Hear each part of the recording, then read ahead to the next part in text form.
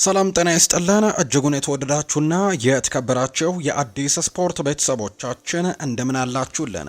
ከእናንተው ከሆነው ከአዲስ ስፖርት የዩቲዩብ ቻናላችን የዕለተ ማክሰኞ የማለዳ ስፖርት የመረጃ ሰዓታችንን ወደ እናንተ ልናደርስ ዳግም ተገናኘን። ስለምታደምጡን ስለምትከታተሉን ቆይታችሁም ከኛ ጋር ስለሆነ ከልብ አድርገን እናመሰግናለን። በዛሬ ፕሮግራማችን የተለያዩ ስፖርታዊ ጉዳዮችን እያነሳን ቆይታን እናደርጋለን። ከነዚህ መካከል ዛሬ የሚደረጉ ጨዋታዎች ያሉ የተወዳጁ የእንግሊዝ ፕሪሚየር ሊግ 26ኛ ሳምንት ደግሞ ዛሬ ጨዋታቸውን የሚያደርጉ ቡድኖች ይኖራሉ። እነሱን ጨዋታዎች እንመለከታለን። ከዛ ውጪ ትልልቆቹን የአውሮፓ ክለቦች የተመለከቱ በርከት ያሉ ስፖርታዊ ጉዳዮችን እየሰማን ነው። እነሱንም መረጃዎች ወደ እናንተ እያደረስን ነው ቆይታን የምናደርገው። ስለምታደምጡን ስለምትከታተሉን ከኛ ጋርም ስላላችሁ እጅግ ከልብ አድርገን እናመሰግናለን። ፏድ ባህሩ የዛሬውን ፕሮግራም እየመራው ከእናንተ ጋር ቆይታን አደርጋለሁ። እናንተም ቪዲዮአችንን ላይክ ቻናላችንን ሰብስክራይብ እያደረጋችሁ ቆይታችሁን ከኛ ጋር እንድታደርጉ ነው የአክብሮት ግብዣችንን ወደ እናንተ የምናደርሰው። ከመሸጋገሪያ በኋላ በድጋሚ ተመልሰን እንገናኛለን። አብራችሁኝ ቆዩ።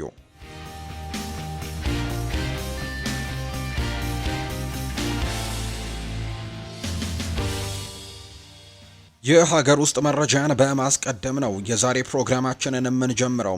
የኢትዮጵያ ፕሪሚየር ሊግ ጨዋታዎች ትላንትናም ቀጥለው ተደርገዋል። ሀዲያ ሆሳዕና ድል ቀንቶታል።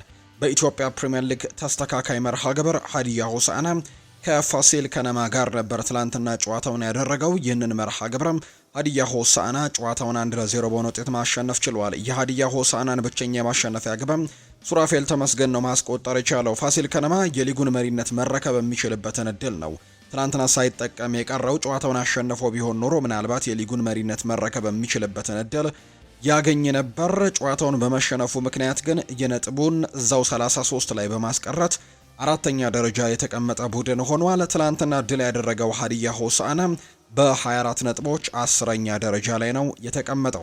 ወደ ውጭ ሀገር ስፖርታዊ መረጃዎቻችን በቀጥታ እናምራ። ዛሬ የሚደረጉ ጨዋታዎች አሉ። የእነሱን የጨዋታ ጥቆማዎች ደግሞ እናንሳ። በቅድሚያ ዛሬ አራት ያክል የተወዳጁ የእንግሊዝ ፕሪሚየር ሊግ መርሃ ግብሮች ናቸው የሚኖሩት።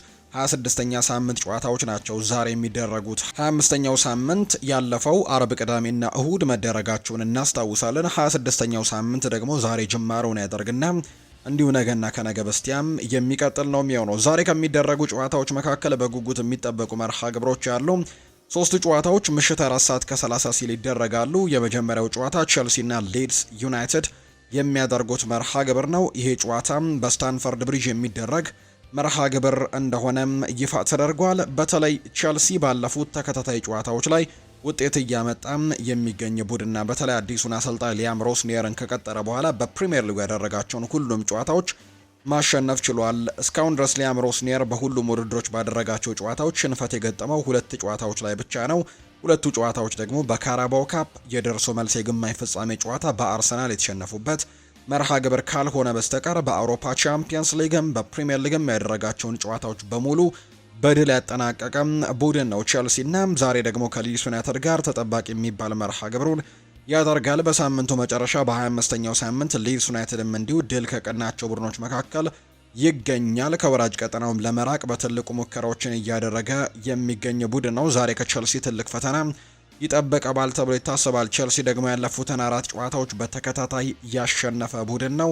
የቶፕ 4 ውስጥም ገብቶ ለማጠናቀቅም ትልቅ ትንቅንቅን እያደረገ ይገኛል። 4ኛ ደረጃ ላይ ከተቀመጠው ማንቸስተር ዩናይትድም የአንድ ነጥብ ልዩነት ብቻ እንዳላቸው ይታወቃል። በአንጻሩ 3ኛ ደረጃ ላይ ከተቀመጠው አስተን ቪላ ቼልሲ በ4 ነጥቦች ነው ዝቅ ብሎ የተቀመጠውና 5ኛ ደረጃ ላይ ዛሬ የሚደረገው ጨዋታ ለቶፕ 4 ፉክክሩም በትልቁ የሚያገለግል አይነት ጨዋታ ይሆናል ተብሎ ይታሰባል። በቼልሲ በኩል ጉዳት ላይ የሚገኙ ተጫዋቾችን በተመለከተ አሰልጣኝ ሊያም ሮስኒየር ትላንትና የተለያዩ ጉዳዮችን አንስተዋል። ነገር ግን ረጅም ጊዜ ጉዳት ላይ የሚገኙት ላቪ ኮልዊል፣ ዳሪዮ ኢሶጉም ቢሆኑም በዛሬው ጨዋታ ላይ አይኖሩም። እንዲሁ በቅርቡ ጉዳት የገጠመው ጄሚ ባይኖ ጊቲያንስ እሱም በጉዳት ምክንያት በጡንቻ ጉዳት ምክንያት አይኖርም። ሮሚዮ ላቪያ ወደ ልምምድ ተመልሷል የሚሉ አይነት መረጃዎች ያሉ፣ ነገር ግን በዛሬው ጨዋታ ላይ የመሰለፍ እድሉ እጅግ በጣም ጠባብ ነው። ቶሲና ዳርቤዮ፣ ፊሊፕ ጆርጌንሰን እና እንዲሁ ደግሞ አንድሬስ ሳንቶስ በዛሬው ጨዋታ ላይ ይሰለፋሉ ወይስ አይሰለፍም የሚለው ጉዳይ የተረጋገጠም ጉዳይ የለውም። ጥያቄ ውስጥ ወይም ደግሞ ጥያቄ ምልክት ውስጥ የገቡ ተጫዋቾች ናቸው። የመሰለፍ እድል ግን እንዳላቸው ነው መረጃዎች የሚያሳዩት። የዛሬውን ጨዋታ ለማሸነፍ ቼልሲ ቅድመ ግምትን ያገኘ ቡድን ነው። የእነዚህ ቡድኖችን የቅርብ ጊዜ የእርስ በርስ ግንኙነትን ከተመለከትን በፕሪሚየር ሊጉ የመጀመሪያው ዙር ጨዋታ ቸልሲ እጅ ከሰጠባቸው ጨዋታዎች መካከል አንደኛው ነው። በመጀመሪያው ዙር ጨዋታ ሊድስ ዩናይትድ ቸልሲን በሜዳው ኤላንድ ሮድ 3-1 በሆነ ውጤት አሸንፎ እንደነበር እናስታውሳለን። ከዛ ውጪ ግን የእነዚህ ሁለት ክለቦች ግንኙነት ሌላኛው የሚመጣው 2024 ላይ ነው። በኤፍኤ ካፕ ቸልሲና ሊድስ ዩናይትድ ተገናኝተው ቸልሲ 3-2 ያሸነፈበት መርሃ ግብር አለ። ከዚህ በፊት ሊድስ ዩናይትድ በፕሪሚየር ሊጉ በሚሳተፍበት ሰዓት 2023 ላይ ደግሞ በፕሪሚየር ሊጉ እንዲሁ ቸልሲ 1-0 በሆነ ውጤት አሸንፎ ነበርና የቅርብ ጊዜ የሶስት ጨዋታዎች ወይም የእነዚህ ሁለት ክለቦች ያለፉት 3 መርሃ ግብሮቻቸው ሊድስ ዩናይትድ የቅርቡን ጨዋታ ማሸነፍ ችሏል። ከዛ ውጭ ከ3 ጨዋታዎች ግን ቸልሲ ሁለቱን በድል ያጠናቀቀበት መርሃ ግብር እንደሆነ የተገለጸው ስታንፈርድ ብሪጅ ላይ ይህ ጨዋታ የሚደረግ ነው የሚሆነው። ዛሬ ምሽት 4:30 ሲል ከሚደረጉ 3 ጨዋታዎች መካከል አንደኛው እንደሆነ ነው ይፋ የተደረገው። ሌላኛው ኤቨርተን እና ቦርንመዝ የሚያደርጉት ጨዋታም ዛሬ ከሚጠበቁ ጨዋታዎች መካከል ሌላኛው በጉጉት የሚጠበቅ ጨዋታ ነው። ሂል ዲክንሰን ስቴዲየም ላይ ይደረጋል። መርሲሳይድ ላይ የሚደረግ ጨዋታ ነው። 52769 ደጋፊዎችን በሚይዘው ሜዳ ይደረጋል። ማድሌይ ደግሞ ይህንን ጨዋታ በመሃል ዳኝነት ይመሩታል። እነዚህ ሁለት ቡድኖች በፕሪሚየር ሊጉ የደረጃ ሰንጠረዥ ከተመለከትን ኤቨርተኖች 8ኛ ደረጃ ላይ የተቀመጡት በዚህ የውድድር ዓመት ላይ በተለይ የዳቪድ ሞይስ ቡድን ወጣ ገባ አቋሞችን የሚያሳይ አይነት ቡድን ነው። ነገር ግን ባለፉት 5 ጨዋታዎች ላይ ምንም አይነት ሽንፈት ያልገጠመው ቡድን ነው። በአንጻሩ ከ5ቱ ጨዋታዎች 3ቱን በአቻ ውጤት 2ቱን ደግሞ በድል ያጠናቀቀ ቡድን ነውና የነጥብ መጠጋጋቶች ከመኖራቸው ጋር በተያያዘ ኤቨርተን አንድ ጨዋታን ማሸነፍ የሚችል ከሆነ ለምሳሌ ዛሬውን ጨዋታ ማሸነፍ የሚችል ከሆነ ሊቨርፑል እስኪጫወት ድረስ ከሊቨርፑልም በላይ ሆኖ መቀመጥ የሚችሉበት እድሉ አላቸው። 6ኛ ደረጃ ላይ የተቀመጠው ሊቨርፑል 39 ነጥቦችን ያዘው። በአንጻሩ የመርሲሳይዱ ተቀናቃኛቸው ኤቨርተን በ37 ነጥቦች ነው 8ኛ ደረጃ ላይ የተቀመጠውና ዛሬ ጨዋታውን ማሸነፍ የሚችል ከሆነ ነጥቡን 40 ያደርሳል። ስለዚህ ሊቨርፑል እስኪጫወት ከሊቨርፑል ደረጃውን መረከብ የሚችልበትን እድል ያገኛልና የዛሬው ጨዋታን ማሸነፍም በትልቁ ለፉክክር የአውሮፓ ውድድሮችን ለማግኘትም ምናልባት ትልቅ እድሎችን የሚሰጣቸው አይነት ጨዋታ ይሆናል ተብሎ ይታሰባል። ቦርንመዝ በአንጻሩ ባለፉት ጨዋታዎች ላይ ጥሩ መሻሻሎችን እያሳየ ነው። የአንቶኒ ኢራኦላ ቡድን በጣም የተቸገረባቸው ጥቂት ሳምንታትን አሳልፈን ነበር። ጨዋታዎችን ለማሸነፍ እጅግ በጣም ሲቸገር የነበረ ቡድን እንደነበር እናስታውሳለን። ነገር ግን ባለፉት 5 ጨዋታዎች ላይ ግን ጥሩ የሚባሉ ውጤቶችን አምጥቷል። ከ5ቱ ጨዋታዎች 3ቱን በድል ነው ያጠናቀቀው። 2ቱን ባቻ ውጤት ያጠናቀቀበት መርሃ ግብር ነው ያለውና ዛሬም ከቦርንመዝ ጋር የሚደረገው ቦርንመዝን ከኤቨርተን ጋር የሚያገናኘው ጨዋታ ትልቅ ፉክክር እንመለከትበታለን ተብሎ ይታሰባል። ይህ ጨዋታም ልክ ምሽት 4:30 ሲል ከሚደረጉ 3 መርሃ ግብሮች መካከል አንደኛው እንደሆነ የተገለጸው። በኤቨርተን በኩል ጃክ ግሪሊሽ ብቻ ነው በዛሬው ጨዋታ ላይ እንደማይኖር የተረጋገጠው። እሱም በዚህ ውድድር ዓመት ላይ እንደማይኖር የተረጋገጠ ተጫዋች ነው። ጣቶቹ ላይ በደረሰበት ጉዳት ምክንያት ቀዶ ጥገና አድርጓል ትላንትና። በዚህ መሰረትም ከዚህ ውድድር ዓመት ውጪ እንደሆነ የተረጋገጠ መረጃ ሆኗል። ጃክ ግሪሊሽ እና ቡድኑን ማገልገል አይችልም። በኤቨርተን በኩል ብቸኛው ጉዳትም የጃክ ግሪሊሽ ጉዳት ነው። ዛሬ ከሚጠበቁ ጨዋታዎችና በተለይ ምሽት 4:30 ላይ ከሚደረጉ ተጠባቂ መርሃ ግብሮች መካከል አንደኛው ትልቅ ፉክክር ይደረግበታል ተብሎ የሚታሰበው በቶትንሃም ሆትስፐርስ ስቴዲየም የሚደረገው የቶትንሃም እና የኒውካስል ዩናይትድ ጨዋታ ነው። ሁለቱም አሰልጣኞች ኤዲ ሃውም ቢሆን ከዛ በተጨማሪ ቶማስ ፍራንክም ቢሆን ጥሩ አሰልጣኞችም ቢሆኑ ነገር ግን እጅግ በጣም እየተቸገሩ ነውና በቡድኖቻቸው መካከል ጥርጣሬዎች እየተነሱባቸው የሚገኙ ሁለት አሰልጣኞች ናቸው። ቶትንሃም ሆትስፐርስ አምናም ተመሳሳይ አይነት በጣም የውጤት ማጣት ውስጥ እንደነበር እናስታውሳለን። አምና በፕሪሚየር ሊጉ 17ኛ ደረጃን ይዞ ነበር ያጠናቀቀው። ምንም እንኳን ዩሮፓ ሊግን አሸንፈው የአውሮፓ ቻምፒየንስ ሊግን ተሳትፎን ቢያገኙም ዘንድሮም በአውሮፓ ቻምፒየንስ ሊግ ላይ ጥሩ ግስጋሴን እያደረጉ ቢሆንም ነገር ግን በፕሪሚየር ሊጉ ግን አሁንም መቸገራቸውን ቀጥለዋል። በሳምንቱ መጨረሻም እንዲሁ ሽንፈት እንደገጠማቸው የምናስታውሰው ጉዳይ ነው። በማንቸስተር ዩናይትድ ነበር በዚህ ሳምንት መጨረሻ ሽንፈት የገጠማቸውና የቶማስ ፍራንክ ቡድን እጅግ አስቸጋሪ ጊዜን እያለፈ ነው የሚገኘው። 25 ጨዋታዎችን አድርገው የሰበሰበው የነጥብ ብዛት 29 ነው። ያለፉትን 25 ጨዋታዎች አንድ እንኳን ጨዋታ ማሸነፍ አልቻለም። 3ቱን ደግሞ በሽንፈት ያጠናቀቀ ቡድን ነው። ኒውካስል ዩናይትድም ተመሳሳይ የውጤት ማጣት ውስጥ ነው የሚገኘው። ይባስ ብሎ ደግሞ ያለፉትን 3 ጨዋታዎች በተከታታይ እየተሸነፈ ቡድን ሆኗልና የኤዲ ሃው ስብስብም እጅግ በጣም ችግር ውስጥ ያለ ቡድን እንደሆነ እየተነገረ ነው። ዘንድሮ የአውሮፓ ቦታን ይዞ ለማጠናቀቅ እጅግ እየተቸገሩ የሚገኙ ቡድኖች እንደሆኑ እየተገለጸ ይገኛልና ኒውካስልም ቢሆን 33 ነጥቦችን ይዞ 12ኛ ደረጃ ላይ የተቀመጠ ቡድን ነው። ስለዚህ የአውሮፓ ቻምፒየንስ ሊግን ቦታ ይዞ ለማጠናቀቅ ከባድ ያደርግበታል። በተለይ አሌክዛንደር ኢሳክን ለሊቨርፑል አሳልፎ ከሰጠ በኋላ ወጥ የሆነ ጎል አስቆጣሪ ተጫዋችን ማግኘት አልቻሉም። በውድድር ዓመቱ መጀመሪያ አካባቢ ላይ ኒክ ቮልትማደ ተደጋጋሚ ጎሎችን ሲያስቆጠር እንመለከተው ነበር። ነገር ግን አሁን ላይ በወጥነት ጎልን ማስቆጠር የሚችል አይነት አጥቂ ማግኘት አልቻሉም እና 12ኛ ደረጃ ላይ ተቀምጠዋል። የዛሬው ጨዋታ ደግሞ እጅግ በትልቅ ጉጉት እንዲጠበቅ አድርጎታል። በቶትንሃም በኩል በእርግጥ በርከት ያሉ በቋሚ ተሰላፊነት የምናውቃቸው ተጫዋቾች በጉዳት ምክንያት ይህንን ቡድን ማገልገል የማይችሉ ተጫዋቾች ናቸው። በዛሬው ጨዋታ ላይ ደግሞ እንዲሁ የተከላካያቸው ክሪስቲያን ሮሜሮን ደግሞ ግልጋሎትም ማግኘት አይችሉም። ምክንያቱም በሳምንቱ መጨረሻ ከማንቸስተር ዩናይትድ ጋር ባደረጉት ጨዋታ በቀይ ካርድ መውጣቱን ተከትሎ የዛሬው ጨዋታን ጨምሮ ሌሎች ጨዋታዎችም እንደሚያልፉት ይታወቃልና በእንቅርት ላይ ጆሮ ደግፍ ነው የሚሆነው። በርከት ያሉ ተጫዋቾች በጉዳት ላይ ባሉበት በዚህ ሰዓት ተጫዋቹ ጭምር ተጫዋቾች ለምን አልፈረሙም በጥሬ ተጫዋቾች የዝውውር መስኮት እያለ በነበረበት ሰዓት በቀይ ካርድ መውጣቱና ቡድኑ አሁንም እንዲቸገር ማድረጉ አጠያቂ እንደሆነ ነው መረጃዎች እየወጡ የሚገኙት።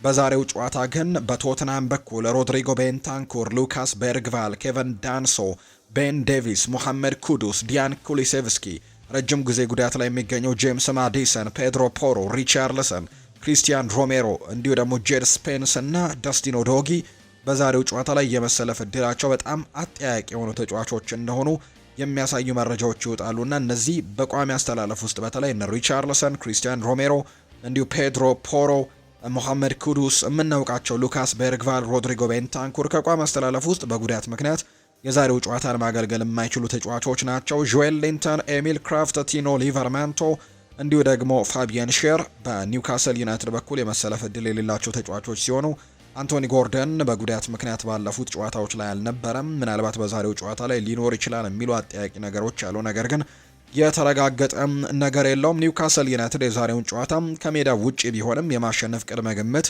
የተሰጠው ቡድን ሆኗል። ቶትናም ሆትስፐርስ እና ኒውካስል ልክ ምሽት 4 ሰዓት ከ30 ሲል በቶትናም ሆትስፐርስ ስቴዲየም ጨዋታቸውን እንደሚያደርጉ ነው የሚያሳየው መረጃም እየወጣ እንደሚገኝ ዘገባዎች የጠቆሙት።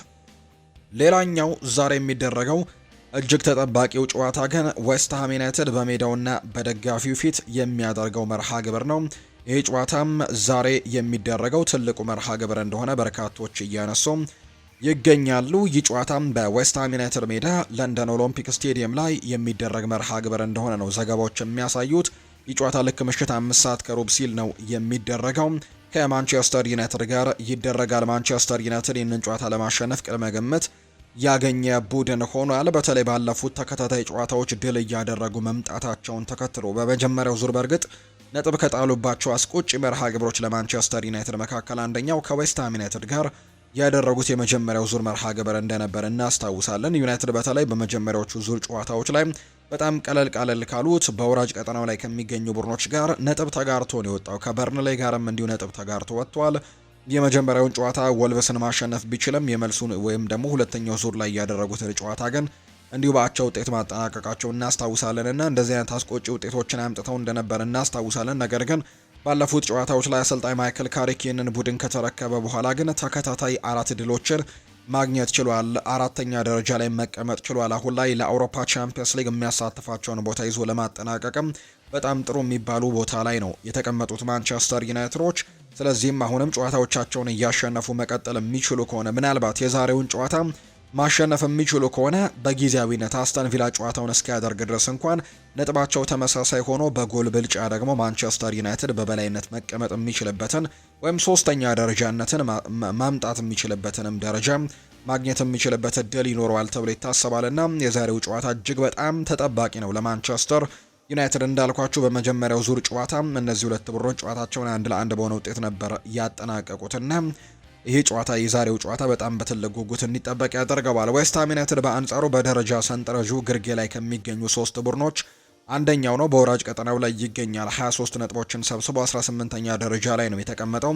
የኑኖ ኤስፕሬንቶ ሳንቶ ቡድን ዘንድሮ ወደ ታችኛው ሊግ ላለመውረድም ትልቅ ትግሎችን ማድረግ ይጠበቅበታል ተብሎም ይታሰባል። 23 ነጥቦችን ነው የሰበሰበውና እንዲሁ ከሱ በላይ ያለው ኖቲንግሃም ፎረስት 17ኛ ደረጃ ላይ የተቀመጠው ቡድን በ3 ነጥቦች ይበልጠዋል ወይም ደግሞ ዌስትሃም ዩናይትድ በ3 ነጥቦች ያንሳልና የዛሬው ጨዋታን ማሸነፍ በትልቅ ጉጉት ይጠበቃል ለዌስትሃም ዩናይትድ። ነገር ግን ጠንከር ያለ ፎርም ላይ ያለውን ወይም ጥሩ ደረጃ ላይ የሚገኘውንና ጥሩ ጊዜን እያሳለፈ የሚገኘውን ማንቸስተር ዩናይትድን ግን መቅጠም ይኖርበታልና ከባድ ፈተና ይሆናል ተብሎ ይታሰባል። ባለፈው ጨዋታ ግን ዌስትሃም ዩናይትድ ድል ማድረግ የቻለበት መርሃ ግብርን የምናስታውሰው ነው። በ25ኛው ሳምንት የተወዳጁ የእንግሊዝ ፕሪምየር ሊግ ይህ ጨዋታ ዛሬ ምሽት የሚደረግ ነው የሚሆነው። በማንቸስተር ዩናይትድ በኩል ማታያስ ደሊት፣ ፓትሪክ ዶርጉና ሜሰን ማውንት በዛሬው ጨዋታ ላይ በቋሚ አስተላለፍ ውስጥ የማንመለከታቸው በቡድን ውስጥ የማንመለከታቸው ተጫዋቾች እንደሆኑ ነው የወጣላቸው መርሃ ግብር የሚያሳየው። ዛሬ በጣሊያን ኮፓ ኢታሊያም አንድ መርሃ ግብር ይደረጋል። ናፖሊና ኮሞ የሚያደርጉት ጨዋታ ይጠበቃል። በጀርመን ዴፍቢ ፖካልም ሀርታ በርሊን ከፍራይበርግ ጋር የሚያደርጉት ጨዋታ የዛሬ መርሃ ግብሮች ናቸው። አሁን ደግሞ ክለቦችን የተመለከቱ ስፖርታዊ ጉዳዮችን እናንሳ። አርሰናልን የተመለከተ መረጃን በማስቀደም ነው የምንጀምረው። የኦዴጋርድ ጉዳትን በተመለከተ የተለያዩ መረጃዎች እየወጡ ይገኛሉ። በዚህ ሳምንት ወደ ልምምድ እንደሚመለስ ነው እየተገለጸ የሚገኘው። ልምምድ እንዲመለስ ለማድረግም እቅዶች ያሉ፣ ትንሽ ጉዳት እንደደረሰበት ነው መረጃዎች የሚያሳዩት።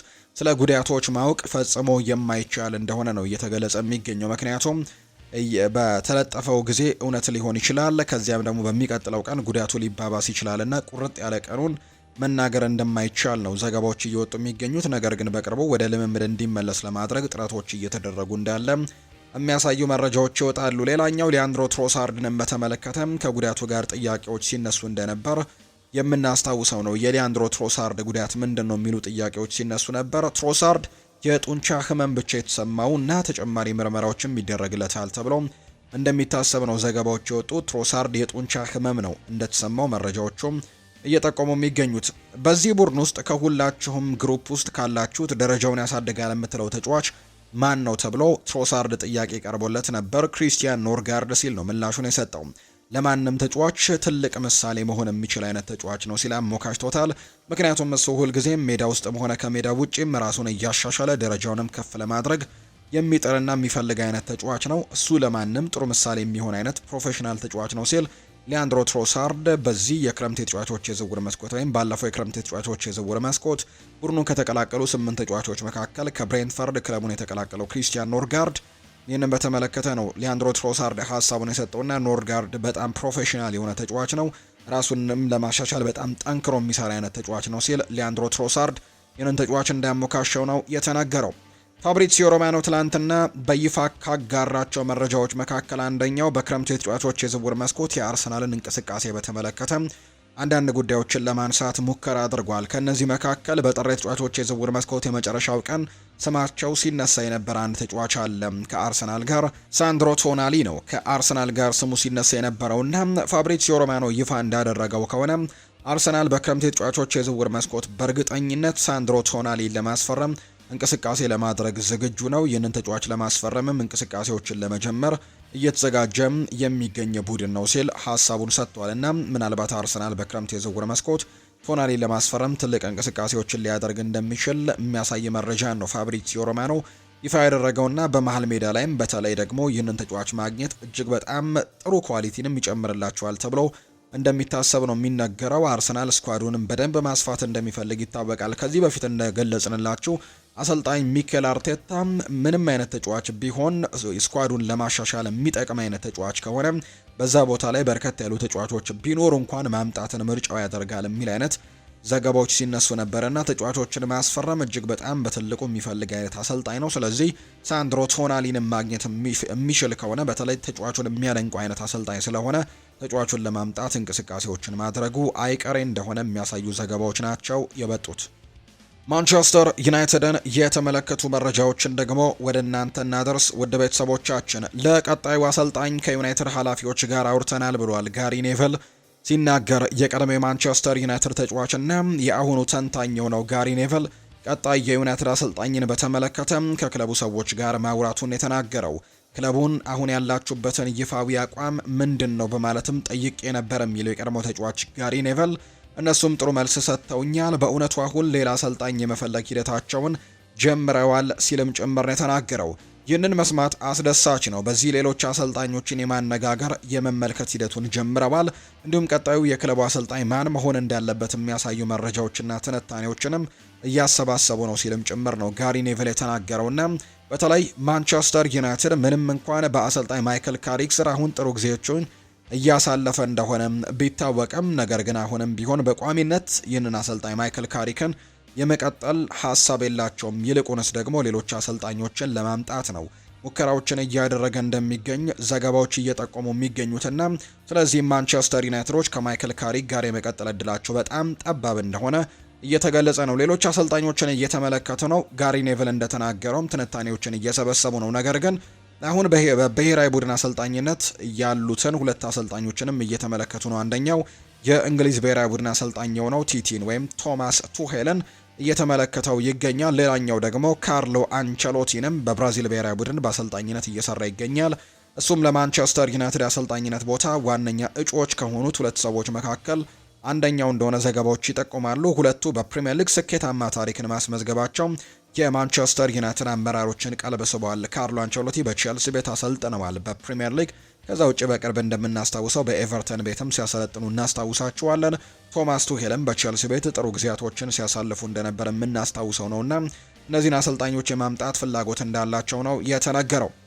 ሉክ ሾም ይናገራል። ሁሉም ሰው እያደረገ በሚገኘው ነገር ደስተኛ ነው። ተጽዕኖ በማሳደር ረገድም በቋሚነት የተሰለፉ ተጫዋቾች ብቻ ሳይሆኑ ተቀያሪዎችም ምን ያክል አስፈላጊ እንደሆኑ በግልጽ እየተመለከትን እንገኛለን። ጎል ከተቆጠረ በኋላም ቢሆን በሜዳ ላይ ያሉትን ተጫዋቾች ብቻ አይደለም ደስታቸውን የሚገልጹት፣ ተቀያሪ ወንበር ላይ ያሉትም ሮጠው አብረው ይጨፍራሉ። ይሄ እውነተኛ የቡድን አንድነትን የሚያሳይ ነው ብዬ አስባለሁ። እንዲህ ስንሆንም በጣም ጠንካራ ትስስር ይፈጠራል። በሜዳ ላይ አንዳችን ለአንዳችንም እንፋለማለን። እውነት ለመናገር አንድ ሆነናል። ይህም ደግሞ በእርግጠኝነት በብዙ መልኩ ትልቅ ጥቅም ይኖረዋል ሲልም ነው የተናገረው። ሉክ ሾው ነው ይህንን ሀሳብ የሰጠው። ዌይን ማርክ ሩኒ ስለ ማይክል ካሪክ ሀሳቡን ሰጥቷል። የማንቸስተር ዩናይትድ ጨዋታዎችን መመልከት በድጋሚ እየተደሰትኩ ነው። በክለብ ውስጥ ከረጅም ጊዜ በኋላ ያልተየ መነቃቃትም መጥቷል። ለካሪክና ለአሰልጣኝ ቡድኑም ምስጋና ይገባቸዋል። በመጀመሪያዎቹን 4 ጨዋታዎች አሸንፈዋል። እናም ወደፊት ደግሞ እንዲህ ያለውን ውጤት ማስመዝገቡን ከቀጠለ በቋሚነት ሊሾም እንደሚችልም አስባለሁ ሲል ጭምር ነው የተናገረው። ግቡ ላይ ለመድረስ ገና ረጅም መንገድ ቢቀረውም የቻምፒየንስ ሊግ ተሳትፎን ማረጋገጥ ከቻለና ይህንን ደረጃውን ይዞ መቀጠል ከቻለ ግን የዩናይትድ አመራሮች እሱን በቋሚነት ሊሾሙት ይገደዳሉ ሲልም ጭምር ነው የተናገረው።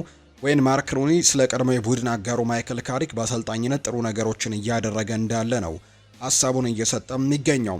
ሉክ ሾም ስለ ማይክል ካሪክ ተናግሯል። ካሪክ ክለቡን በሚገባ ጠንቅቆ የሚያውቅ ሰው ነው። ጨዋታዎችን ለማሸነፍና ሁሉንም ሰው ደስተኛ ለማድረግም ምን እንደሚያስፈልግ በትክክል ያውቃል። ከተጫዋቾች ምርጥ ብቃታቸውን እንዴት ማውጣት እንደሚቻልም ይረዳል። ከጥንካሬያቸው ዝቅ የምንልበት ጊዜ ላይ አንገኝም። አሁን ላይ ጥሩ ግስጋሴያችንን ማስቀጠል ይኖርብናል። ጨዋታዎችንም እያሸነፍን ነው ምንቀጥለው ሲልም ጭምር ተናግሯል። ማይክል ካሪክን በተመለከተ ሉክ ሾው ሀሳቡን ሲሰጥ ማንቸስተር ዩናይትድ ዛሬ ምሽት ወደ ለንደን አቅንቶ ከዌስትሃም ዩናይትድ ጋር ከሚያደርገው ጨዋታ አስቀድሞ አሰልጣኝ ማይክል ካሪክ በርከት ያሉ ጉዳዮችን ያነሱበት ጋዜጣዊ መግለጫን ትናንትና ሰጥተዋል። ማይክል ካሪክ በጉዳት ላይ ስለሚገኙ ተጫዋቾች ጥያቄ ቀርቦለት ሀሳቡን ሰጥቷል።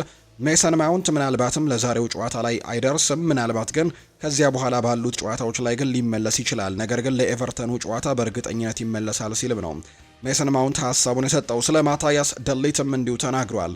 የማገገም ሂደቱ እንዴት እንደሚሄድ መጀመሪያ እንመለከታለን። በኤቨርተኑ ጨዋታ ስለ ተጫዋቹ መመለስ ለመናገር በዚህ ሰዓት ሩቅ ይመስለኛል። ስለዚህም ሂደቱን ብንከታተል የተሻለ ነው ሲልም ነው ስለ ማታያስ ደሊት የተናገረው። ነገር ግን አዎንታዊ ለውጦችን እያሳየ ነው፣ በጥሩ አቅጣጫ ላይ የሚገኛል። ሆኖም ግን ሜሰን ማውንት ከሱ ይልቅ ለመመለስ የተቃረበው ተጫዋች ነው። ካሪክ ጨዋታዎችን ከማሸነፍ በኋላ ነገሮችን እንዴት እንደሚያስተናግድም ተጠይቆ ምላሹን ሰጥቷል። ትልቁ ፈተና እዚህ ደረጃ ላይ ያደረሰህን ነገር ጠንቅቆ ማወቅ ነው። በዚህ ጊዜ ጨዋታዎችን ማሸነፍ በጣም ከባድ ነው። ስለዚህም ቀጣዩ ጨዋታ እንዲሁ በቀላሉ ይሳካል ብሎ ማሰብ በጭራሽ አይቻልም። ነገር ግን አሁንም ቢሆን ከድሉ ጋር የሚመጣጠን ወይም ደግሞ የሚጣጣሙ የደስታ ስሜቶች እንዲሰማን መፍቀድ አለብን። ይህንን ካላደረክ ነገሩ ትንሽ አሰልቺም ትርጉም የለሽም ሊሆን ይችላል ሲልም ነው የተናገረው።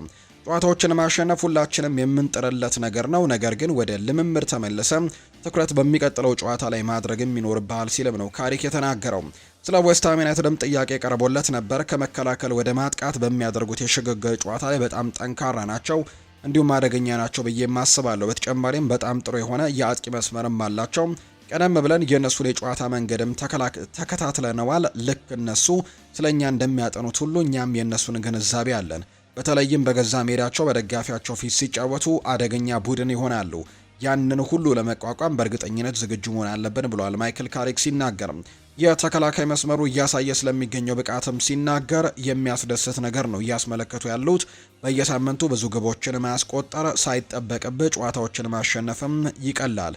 እኛ ለተቃራኒ ቡድን ፈተና መሆንና የግብ ዕድሎችን መፍጠር የምንችል ቡድን መሆናችን የታወቀ ነው። ስለዚህም የመከላከልና የማጥቃት ሚዛኑን በትክክል መጠበቁ ወሳኝ ነገር ነው ብዬ አስባለሁ ሲል ተደምጧል። አሁን ብዙ መሻሻል ያለባቸው ነገሮች ያሉ፣ ኳስ በእኛ እጅ ስር በማይሆንበት ጊዜ እንደ ቡድን የተሻለ ለመሆንም ትኩረት ሰጥተን እየሰራን ነው ብለዋል። ነገር ግን በ3 ወይም በ4 ሳምንታት ውስጥም ደግሞ ሁሉንም ነገር አስተካክለን ፍጹም ልንሆን አንችልም። ይህንን ደግሞ መረዳት ያስፈልጋል ሲልም ነው የተናገረው። ነገር ግን ተጫዋቾቼ ለጠየቅናቸው ነገር የሰጡት ምላሽም በጣም አሪፍ የሚባል ነው። ከቶትናም ጋር ግብ ሳይቆጠርብን መውጣታችን ለእኛ በጣም አስፈላጊው ነገር ነበር ሲል ነው ማይክል ካሪክ የተናገረው። ከብሩኖ ጋር ስላለው ግንኙነትም ተጠይቆ ነበር። ከእሱ ጋር በጣም ጥሩ የሚባል ግንኙነት አለኝ ብዬ አስባለሁ። ምን ያክል ብልህ ተጫዋች እንደሆነ ኮዲው ተረድቻለሁ። ለዚህ ክለብ የሚገባውን በላይ የሚያስብ ብሩህ ተጫዋች ነው። ሁላችንም ማሳካት የምንፈልገው ተመሳሳይ ነገር አለን ብሏል ማይክል ካሪክ ሲናገር። ስለ ዛሬው ጨዋታ ሲናገር ወደ ጨዋታው ስትገባ የሁለቱ ቡድኖች ነባራዊ ሁኔታን ተረድተህ መሆን አለበት ብዬ አምናለሁ። እስካሁን ባደረግናቸው ጨዋታዎች ሁሉ ይህንን ነገር ለተጫዋቾቼ ለማስረዳት ጥረናል። ማክሰኞ ምሽትም እንዲሁ ዛሬ ምሽትም ይህንን እናደርጋለን። የጨዋታ አይነቱ የስሜቱና ምን አይነት አቅም ልንጠቀም እንደሚገባን ማወቅ ጠንቅቀን ያስፈልገናል። እያንዳንዱ ጨዋታ የራሱ የሆነ ትልቅ ፈተናን ይዞ ነው የሚመጣው። በደረጃ ሰንጠረዡ ግርጌ ላይ ያሉ ቡድኖች ያላቸው ዓላማን ለማሳካትም በእጅጉ ይፋለማሉ። እኛ ብንሆንም የምንታገልለት ትልቅ ነገር ስላለን ፍላጎታችን ይመጣጠናል ብዬ አስባለሁ። ዋናው ጉዳይ በመጨረሻ ማን በልጦ ይወጣል የሚለው ጉዳይ ላይ ነው ሲልም ነው ሀሳቡን ያጋራው። ዌስትሃም በመልሶ ማጥቃት በጣም ዝግጁ የሆነ ቡድን ነው ብሏል ማይክል ካሪክ። የዩናይትዱ አሰልጣኝ ሲናገር ዌስትሃም መልሶ ማጥቃት ሲጫወቱ ጥሩ ነገር አላቸው፣ የአጥቂ ክፍላቸውን በዚህ መልኩ በጣም የተካነ ነው ሲሉ ጭምር ይናገራሉ። ይህንን ስጋት ለመቋቋም ዝግጁ መሆንና መጠባበቅም ያስፈልገናል ሲልም ጭምር ነው የተናገረው። ቡድኑ ኳስ በሚይዝበት ወይም ደግሞ በማይኖርበት ከእጁ ላይ በማይኖርበት ሰዓት የሚያሳየው የቡድኑ እንቅስቃሴ መሻሻል ላይ ማተኮርም እየሰራ ነው ሲልም ጭምር ነው የተናገረው አሰልጣኝ ማይክል ካሪክ። ሌላኛው ጥያቄ የቀረበለት ጸጉሩን ስላልተቆረጠው ደጋፊ ነው። ጸጉሩን ስላልተቆረጠው ደጋፊ ልጆቼ ነግረውኛል ብሏል ማይክል ካሪክ። ማንቸስተር ዩናይትድ 5 ጨዋታዎችን ካላሸነፈ ጸጉሬን አልስተካከልም ያለው ደጋፊ የዛሬውን ጨዋታ እየተጠባበቀ ይገኛል። ስለ ሁነቱ የተጠየቁት ማይክል ካሪክም ያንን ነገር ጠንቀቅ ያውቃለው፣ ልጆቼ ነግረውኛል ብለዋል። ነገር ግን እንደዚህ አይነት ነገር ወደ ቡድኑ ለንግግር አንወስደውም፣ ፕሮፌሽናል መሆን አለብን ሲል ነው የገለጸው። አክሎም መረዳት እችላለሁ፣ ነገሩ ያሳዝናል፣ ነገር ግን በጨዋታዎች ላይ ተጽዕኖ አይኖረውም ሲልም ነው የተናገረው። ይሄ ጥያቄ እንዲሁ ሰሞኑን ለማቲያስ ኩኛህም ቀርቦለት እንደነበር እናስታውሳለን። እኛ እንደዚህ አይነት ነገሮች ሊያነሳሳን አይችልም። እኛ ጨዋታዎችን ለማሸነፍ ጠንክረን እየሰራ ነው። ነገር ግን እንደዚህ አይነት ጉዳዮችን መስማትም ጭምር አልፈልግም፣ ምክንያቱም ይሄ ሊያነሳሳን የሚችል አይነት ጉዳይ አይደለም ሲልም ነው ማቲያስ ኩኛህም ሀሳቡን ሰጥቶ የነበረው። ማይክል ካሪክም ፕሮፌሽናል መሆን አለብን፣ ስለዚህም ደግሞ ነገሩን ሰምቼዋለሁ ሲልም ሀሳቡን ሰጥቷል ማይክል ካሪክ። የሊቨርፑል ጉዳዮችን ወደ እናንተ እናደርስ። ቨርጂል ቫን ዳይክ ይናገራል። በአሁኑ ጊዜም አዎንታዊ ወይም ጥሩ ነጥቦች የለንም፣ ምክንያቱም በመሸነፋችን ቅር ብሎናል። ነገር ግን ለማገገም የተቻለን ሁሉ እያደረግን ነው። ከዚያም እንወያያለን። ከዚያም ደግሞ ትኩረታችንን በጣም በፍጥነትም ወደ ጥሩ የውድድር ዘመን ለማሳለፍም ምን ማድረግ ይጠበቅብናል የሚለው ነገር ላይ ማተኮር አለብን፣ በተለይም በሜዳው ስንጫወት። ስለዚህም ደግሞ ከፊታችን ትልቅ ፍልሚያም ይጠብቀናል ሲል ነው ቨርጂል ቫን ዳይክ የተናገረው። ጀረሚ ዣክዌ ቀዶ ጥገና ሊያደርግ እንደሚችል እየተገለጸ ነው። በጥር ሊቨርፑልን የተቀላቀለው የኋላ መስመር ተጫዋች የሆነው ጀረሚ ዣክዌ በሳምንቱ መጨረሻ የትከሻ ጉዳት እንዳጋጠመው እናስታውሳለን። በጨዋታ ላይ ለሬንስ እየተጫወተ የሚገኘው ተጫዋቹ ያጋጠመው የትከሻ ጉዳት ከባድ ሊሆን እንደሚችል ነው የተገለጸው። ይህንን ተከትለው ጀረሚ ዣክዌ በቀጣይ የቀዶ ጥገና ሕክምና ሊያስፈልገው እንደሚችል ይፋ ተደርጓል። ተጫዋቹ ቀዶ ጥገና የሚያደርግ ከሆነ ለረጅም ጊዜ ከሜዳ እንደሚርቅ ነው ይፋ የተደረገው። በ60 ሚሊዮን ፓውንድ ያስፈረሙት ሊቨርፑሎች የተጫዋቹን ሁኔታ በቅርበት እየተከታተሉ እንደሚገኙ መረጃዎች ወጥተዋል። በውሰት እዛው እንዲያሳልፍ አድርገውታል። በክረምቱ ክለቡን ይቀላቀላል ተብሎ ይታሰባል ሊቨርፑልን። ነገር ግን አሁን ላይ ለረጅም ጊዜ በጉዳት ምክንያት ሊወጣ እንደሚችል የሚያሳዩ መረጃዎች ናቸው ይፋ የሆኑት። ቸልሲን እንመልከት። ሊያም ሮዝኒየር ሀሳባቸውን ሰጥተዋል። ስለ ሪስ ጄምስ ተናግረዋል። ዝግጁ ነው። ዛሬ ትንሽ ደህና ያለመሆን ስሜት ታይቶበታል። ሲሰራ ነበር፣ ነገር ግን አሁን ላይም ሊሰለፍ የሚችልበት እድል አለ። ለዛሬው ጨዋታም ዝግጁ ይሆናል ብዬ እጠብቃለሁ ሲልም ጭምር ነው የተናገረውና ይሄ ነገር ሴራ አይደለም እውነት ነው ሲልም ጭምር ነው ሊያም ሮዝኒየር ስለ ሪስ ጄምስ ሲናገሩ ትንሽ ጥሩ ስሜት አልተሰማውም፣ ነገር ግን ይሄ ነገር እውነት ነው ሲልም ነው የተናገረው። ነገር ግን ለጨዋታው ላይ ዝግጁ ይሆናል ብዬ እጠብቃለሁ ነው ያሉት ሊያም ሮዝኒየር። ስለ ጆሽም ተናግረው ነበር። አስገራሚ ብቃት ያለው ታዳጊ ልጅ ነው፣ ከሱም ከቤተሰቡ ጋርም አውርቼ ያለው። ስለዚህም ስለ ጆሽ አቼፖንግም ለወደፊት የተጫዋች የማል ተከላካይ ነው፣ እናም ታላቅ የማል ተከላካይ ለመሆንም ሁሉም ነገር ያለው አይነት ተጫዋች ነውና ከራሱ ጋርም ከቤተሰቦቹ ጋርም ንግግሮችን ያደርግ ያለው በቀጣይ ጨዋታዎች ላይ እንመለከተዋለን ሲልም ነው ሊያም ሮዝኒየር የተናገረው። ሊያም ሮዝኒየር ስለ ቡድኑ ጥንካሬም ስለ አእምሮ ጥንካሬውም ስለ ቡድኑ ተጠይቆ ምላሹን ሰጥቷል። ከኔ በፊት ስለነበረው ነገር ማውራት አልፈልግም። ሁለቱ ሽንፈቶች የመጡት ብዙ ሰው እንደሚለው በአውሮፓ ምርጡ ቡድን ነው። በዛ ላይ ደግሞ በሁለቱም ጨዋታዎች የሙሉ ተጫዋቾች ግልጋሎትን ማግኘት አልቻልንም ነበር። ተጫዋቾቼ ከ2-0 ከመመራት ወደ 3-2 ገልብጠውም በማሸነፍ በናፖሊ እየተመሩ ውጤቱን በመቀልበስም የአእምሮ ጥንካሬያቸውን ያሳዩበት ጨዋታ እንደሆነ አስባለሁ። የዌስትሃም ዩናይትዱን ጨዋታንም ማስታወስ ይጠበቅብናል ሲልም ጭምር ነው የተናገረው ሊያም ሮዝኒየር። ስለ መጀመሪያው ዙርም ጨዋታ ተጠይቆ ነበር። ለእኔ በጣም አስቸጋሪ ነው፣ ምክንያቱም መጀመሪያ ያንን ጨዋታ ስመለከትም ገለልተኛ ነበርኩኝ። የቸልሲ አሰልጣኝ እንደመሆን አላሰብኩም ነበር። ዳንኤል እጅግ ደግሞ አስደናቂ አሰልጣኝ እንደሆነ አውቃለሁ፣ ዳንኤል ፈርከም። ስለዚህም ደግሞ ድንቅ አሰልጣኝ ነው። ካልቨርት ለዌን ጥሩ አቋም ላይ ነው የሚገኘው። ስለዚህ አሁንም አስቸጋሪ ጨዋታ እንደሚሆንብን አውቃለሁ የዛሬው ጨዋታ ሲልም ነው የተናገረው ሊያም ሮዝኒየር ሀሳቡን ሲያጋራ። የኮብሃም ፍሬ የሆነው ኢታን አምፓዱ ሀሳቡን ሰጥቷል። ወደ ቸልሲ በመመለሴም ጥሩ ነገር ነው፣ ነገር ግን ስለዛ ነገር አላሰብኩም። ልክ እንደ ሌሎች ጨዋታዎች ነው፣ ተጨማሪ ነጥብ ለማግኘት እንሞክራለን ሲል የተጫዋች ይናገራል። በሊድስ ዩናይትድ በኩል እንመለከተዋለን። አሰልጣኝ ዳንኤል ፈርከም ተናግረዋል። እኛ ቸልሲን ጨምሮ ማንንም ማንፈራም ነው ያሉት ዳንኤል ፈርከ ሲናገሩ። የሊድስ ዩናይትድ አሰልጣኝ ዳንኤል ፈርከ ቡድናቸው የትኛውንም ክለብ እንደማይፈራ ነው ከዛሬው የቸልሲ ጨዋታ በፊት የተናገሩት። ቸልሲ በአሰልጣኝ ሊያም ሮዝኒየር ስር ጥሩ ውጤትን አስመዝግቧል ያሉት አሰልጣኙ ያንን እናከብራለን ሲሉ ገልጸዋል። እኛ ግን ማንንም አንፈራም ሲሉ ነው አያይዘው የገለጹት። አሰልጣኙ ቸልሲ በርካታ ተስፈኛ ተጫዋቾችን መያዙን እናውቃለን፣ ነገር ግን እኛ ጥንካሬያችንን ለማሳየት መሳሪያው እጃችን ላይ ነው። የቸልሲና የሊድስ ዩናይትድ ጨዋታ ዛሬ ምሽት ልክ 4:30 ሲል የሚደረግ መርሃ ግብር ነው። በዚሁ የሲቲን አንዳንድ ጉዳዮች እናንሳ። ኤርሊንግ ብራውት ሃላንድ የሰጠውን ጉዳይ እንመልከት።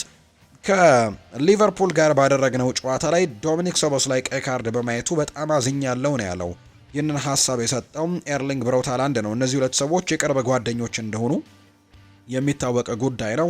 በተለይ ሳልዝበርግ በነበሩበት ጊዜ አንድ ላይ መጫወታቸው ይታወሳል እና በጣም ጥቂት የቅርብ ጓደኞች ያሉት ከተባለ ኤርሊንግ ብራውት ሃላንድ አንደኛው ዶሚኒክ ሶቦስላይ እንደሆነ ይታወቃል። ጁድ ቤሊንጋምም የቅርብ የቡድን አጋሩ ነበር በዶርትሙንድና የቅርብ ጓደኛው እንደሆነ ይነገራል። ከዛ ውጪ ደግሞ ጃክ ግሪሊሽም የምናነሳቸው በጣም የቅርበት የፈጠሩ አይነት ተጫዋቾች እንደነበሩ እናስታውሳለን እና ከሶቦስላይ ጋር እጅግ በጣም የቅርብ ግንኙነት እንዳላቸው ይነገራል። በእውነቱ ሶቦስላይ ላይ አዝኛለሁ። ዳኛው ሕጉን ነው መከተል ያለበት፣ ይህንን አውቃለሁ። ነገር ግን እኔ ለዳኛው ጎሉን ስጠንና ቀይ ካርዱ አስፈላጊ አይደለም አታስወጣው ብዬው ነበር። ነገር ግን በመጨረሻው ዳኛው የራሱን ውሳኔም ወስኗል ሲልም ጭምር ነው ኤርሊንግ ብራውት ሃላንድ የተናገረውና ከዛ ውጪ የቅርብ ጓደኝነታቸውን የሚያሳየው ሌላኛው አስተያየት ደግሞ የፍጹም ቅጣት ምቱን በሚያገኝበት ሰዓት ሶቦስላይ ሃላንድን ለማናገር መጥቶ ነበርና ሃላንድ ለሶቦስላይ እስከ ዛሬ ድረስ ብዙ ነገሮችን አውርተናል፣ ግን ለመጀመሪያ ጊዜ አንተን ማውራት የማልፈልግበት ሰዓት ነው ብዬ መልሼዋለሁ ሲልም ጭምር ሀሳቡን ሰጥቷልና ሃላንድ እነዚህ አይነት ጉዳዮችን ነው እያነሳ የሚገኘው። የሪያል ማድሪድን ጉዳዮች እናንሳ። ሪያል ማድሪድን ማሰልጠን እፈልጋለሁ ብለዋል ኤሪክ ቺሌ። የናይጄሪያ ብሔራዊ ቡድን አሰልጣኝ የሆነው ኤሪክ ቺሌ በቀጣይ ሪያል ማድሪድን የማሰልጠን ህልም እንዳላቸው ነው የተናገሩት።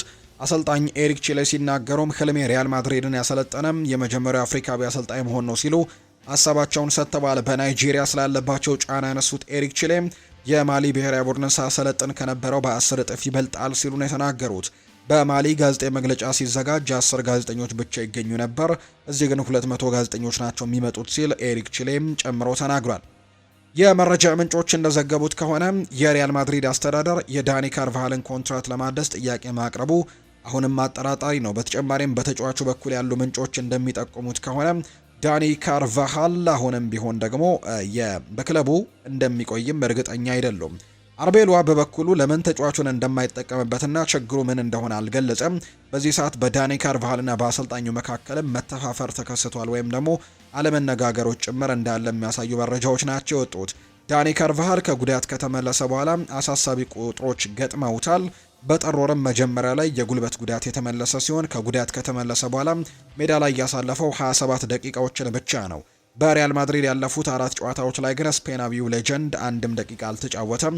የዳኒ ካርቫሃል ኮንትራት በሰኔ 2026 ይጠናቀቃል። ነገር ግን እስካሁን ድረስ ምንም አይነት ድርድርም የእድሳት ንግግሮችም እንደሌሉ ጭምር ነው ዘ አትሌቲክ የተባለው የመረጃ ምንጭ ሀሳቡን እያጋራ እንደሚገኝ ዘገባዎች የጠቆሙት።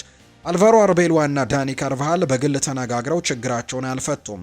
ዳኒ ካርቫሃል አሁንም ለመጫወት ዝግጁ ነኝ ብሎ ቢያስብም አሰልጣኙ ግን ምን እየተፈጠረ እንዳለም እና ሜዳ ላይ ደግሞ ለመሳተፍ ምን እንደጎደለውም እስካሁን ድረስ እንዳልገለጸ ነው ዘገባዎች የሚጠቁሙት። አርቤሏ ዳኒ ካርቫሃል በልምምድ ሜዳ ላይ ቀስ በቀስ እየተሻሻለ እንደሚሄድ ተናግሯል። ነገር ግን እሱን በማጫወት አሁንም አደጋ ላይ ሊጥለው ግን በጭራሽ አልፈለገም። በሪያል ማድሪድ የስልጠና ማዕከልም ምንጮች እንደሚሉት ከሆነ ዳኒ ካርቫሃል ለመጫወት ዝግጁ ነው፣ ነገር ግን ከ60 ደቂቃዎች በላይ የመጫወት አቅም የለውም ብለው ያምናሉ። ዳኒ ካርቫሃልን በበኩሉ አርቤሏ ለምን እንደማያጫወተው በግልጽ አለመናገሩ የሚያሳዩ መረጃዎች እየወጡ እንዳሉ ነው ዘገባዎቹም የጠቀሙት። የሪያል ማድሪድ አስተዳደር ግን የዳኒ ካርቫሃልን ኮንትራት ለማደስ ስለሚነሱ ወሬዎች ጥርጣሬ ገብተውታል ነው እየተባለ የሚገኘው። ለተጫዋቹ ቅርብ የተባለው የመረጃ ምንጮች እንኳን ካርቫሃል ለማድሪድ በሚቆይበት ነገር ላይ በጣም አጠያቂ እንደሆነ ነው የሚያነሱት። ካርቫሃል በሪያል ማድሪድ 23 ዓመታትን ያሳለፈው እናም ትልቅ ልምድ ያለው መሪ ተጫዋችም ሆኖ ልዩ ደረጃም አለው። የሚነካም አንድም ተጫዋች አይደለም። ነገር ግን አሁንም ቢሆን በበርናቢው ያለው የወደፊት ሁኔታ አሁንም ግልጽ እንዳልሆነ ዘ አትሌቲክ አገኘሁት ያለውን መረጃ እያጋራ እንደሚገኝ ነው ዘገባዎች እየጠቆሙ የሚገኙትና ይህ ተጫዋች በዚህ ክለብ የመቀጠሉ እድል ኮንትራት የመፈረሙ ነገርም አጠያቂ ሁኔታ ውስጥ እንዳለ ጭምር የሚያሳዩ ዘገባዎች ባለፉት ሳምንታት ላይ እየወጡ እንደሚገኝ ነው መረጃዎቹ የጠቆሙት። ከዳኒ ካርቫሃል መረጃዎች ወጣን ብለና እዛው በሪያል ማድሪድ ቆይታን አድርገን ስለ ብራሂም ዲያዝ አንዳንድ ጉዳዮችን እናንሳ። ብራሂም ዲያዝ ከአፍሪካ ዋንጫ ከተመለሰ በኋላ ለሪያል ማድሪድ እና ለአዲሱ አሰልጣኝ አልቫሮ አርቤሏ ወሳኝ ግልጋሎትን እየሰጠ እንዳለ ነው የሚነገረው። እንግዲህ ብራሂም ዲያዝ ከአፍሪካ ዋንጫው በኋላም ለሪያል ማድሪድ 2 አሲስቶችን ሲያደርግ አንድ ወሳኝ የፍጹም ቅጣት ምትም በራዮ ቫይካኖ ጨዋታ ላይ አስገኝቷል። በዚህ ከትላንትና በስቲያን ባደረጉት ጨዋታ ላይ ሁለተኛውን ግብ ለኬሊያን ምባፔ አመቻችቶ ማቀበል መቻሉ የማይረሳ ነው። ሪያል ማድሪድ ኒኮ ሽሎተር ቤክን ሊገዛ የሚችልበት ጥሩ አጋጣሚን አግኝቷል። ኮንትራቱ እስከ 2027 የሚቆየ ሲሆን ቦሩሲያ ዶርትመንድ በውል ማፍረሻውን መቀበልም ጀምረዋል። በሚቀጥሉት ሳምንታትም ስለዚህ ተጫዋች ንግግሮች ይደረጋሉ ተብሎ እንደሚጠበቅ ነው ጆርጅ ፒኮን መረጃውን ያጋራው። ዲን ሃውችሰን ካለፉት ጨዋታዎች ጋር ሲነጻጸር በመጠኑ የተሻለ እንቅስቃሴን እያደረገ ሲሆን በዚህ ጊዜም በመከላከሉ ረገድ ጠንካራ ነበር ተብሏል። በቀደሙት ጨዋታዎች ላይ በአንዳንድ ሹቶች ላይ ቸልተኛ በመሆን በፓስ ስህተቶችና ግዴለሽነትም ሆኗል በመባል በቅርቡ ወቀሳ ይደርስበት እንደነበረ የሚታወስ ነው። በቫሌንሲያው ጨዋታ ግን ጥሩ የኳስ ቅብብል ከኋላ መስመር ኳሱን በማደራጀትና ኳሶችን ደግሞ ወደ ግራና ወደ ቀኝም በመመለስ ደረጃ ላይ አስደናቂ ምሽቶችን ማሳለፉ ነው የተነገረው። ዲን ሃውችሰን አሁንም በፊዚካል ፕሮብሌምስ እየተሰቃየ መሆኑን የሚገልጹ አንዳንድ ዘገባዎች ወይም ዜናዎች ቢኖሩም የቅርብ ጊዜ ሪፖርቶች ቢኖሩም ለተጫዋቹ ቅርበት ያላቸው ምንጮች ግን ዲን ሃውችሰን አሁን ላይ በጥሩ ሁኔታ ላይ እንደሚገኝ እየተናገረ እንደሚገኝ ነው ዘ አትሌቲክ መረጃውን ይፋ ያደረገው። ተጫዋቾች በክለብ ውስጥ ያላቸውን ሚና በሚገባ ሊያውቁ ይገባል። ለምሳሌ ሆሴሎን መመልከት እንችላለን ብሏል ዳቪድ አንቸሎቲ ነው ይህንን ሀሳብ የሰጠው። የካርሎ አንቸሎቲ ልጅ የቀድሞ የሪያል ማድሪድ ምክትል አሰልጣኝ ነበር። ሆሴሉ ወደ ሪያል ማድሪድ ሲመጣ ተቀያሪ ተጫዋች እንደሆነ ጠንቅቆ ያውቃል። ተረድቶም ተቀብሎት ነው ወደ ክለቡ የተቀላቀለው። በመጨረሻ ግን እሱ ወደ ቻምፒየንስ ሊግ ፍጻሜ የምንገባበትን ጎሎች ያስቆጠረልን ተጫዋች እንደነበር እናስታውሳለን እና ተጫዋቾች ያላቸውን ሚናና ያላቸውን ፖቴንሻል ጠንቅቀው ማወቅ ይኖርባቸዋል ሲልም ነው የተናገረው ዴቪድ አንቸሎቲ። እንደ ቪኒሲዮስ እና ቤሊንግሃም ያሉ የቡድኑ ትልልቅ ተጫዋቾች መመለስ የአልቫሮ አርቤሎን የመሃል ሜዳ ምርጫ ላይ ለውጥ አያመጡም። ቫልቬርዴ መሃል ሜዳ ላይ በተለይም በአርኖልድ ከተመለሰ በኋላ ወደ ቀድሞ ስፍራው ተመልሷል። እስካሁን የጨዋታ ደቂቃው የሚያላገኘው ዳኒ ካርቫሃል የመጫወት እድል ለማግኘትም አሰልጣኙ ላይ ግፊት እያደረገ እንዳለ ነው ማርካ የተባለው የመረጃ ምንጭ የተናገረው። ክሪስቲያኖ ሮናልዶ ወደ ሜዳ ሊመለስ ነው። ክሪስቲያኖ ሮናልዶ በክለቡ የበላይ ኃላፊዎች ጋር ያለውን ችግር በንግግር መፍታቱን የፖርቱጋል መገናኛ ብዙሃን ዘግበዋል። የአልናሰር የበላይ ኃላፊዎች ሮናልዶ ጠይቆ የነበረውን ከክለቡ ሰራተኞች ደሞዝ እንዲከፈል ማድረጋቸው ነው የተነገረው። የክለቡ የበላይ ኃላፊዎችና ክሪስቲያኖ ሮናልዶ መካከልም የነበረው አለመግባባት በሮናልዶ ፍላጎት መሰረት መፈታቱን የተነገረው። ክሪስቲያኖ ሮናልዶ በቀጣይ ቅዳሜ በአልፈታህ ጨዋታ ላይም ወደ ሜዳ እንደሚመለስ ነው የፖርቱጋሉ የመረጃ ምንጭ ይፋ እያደረገ የሚገኘው። የተወደዳችሁና የተከበራችሁ ቤተሰቦቻችን ለዛሬ ያዝንላችሁ አዳዲስ ስፖርታዊ ጉዳዮቻችን እነዚህን ነው የሚመስሉት። ስላደመጣችሁን፣ ስለተከታተላችሁን ቆይታችሁም ከኛ ጋር ስለነበር እጅግ ከልብ አድርገን እናመሰግናለን። ፉአድ ባህሩ የዛሬውን ፕሮግራም እየመራው ከእናንተ ጋር ቆይታን አድርግ ያለው። በቀጣይ ፕሮግራሞቻችን ሌሎች ስፖርታዊ ጉዳዮችን፣ ሌሎች አዳዲስ መረጃዎችን አካተን በድጋሚ ተመልሰን የምንገናኝ ይሆናል። በተለይ ምሽት ላይ በሚኖረው የስፖርት የመረጃ ሰዓታችን ሌሎች አዳዲስ ስፖርታዊ ጉዳዮችን ይዘን በድጋሚ ተመልሰን እንገናኛለን። ለአሁኑ ግን ስላደመጣችሁኝ፣ ስለተከታተላችሁኝ ቆይታችሁም ከኛ ጋር ስለነበር ከልብ አድርጌ ነው የማመሰግነው።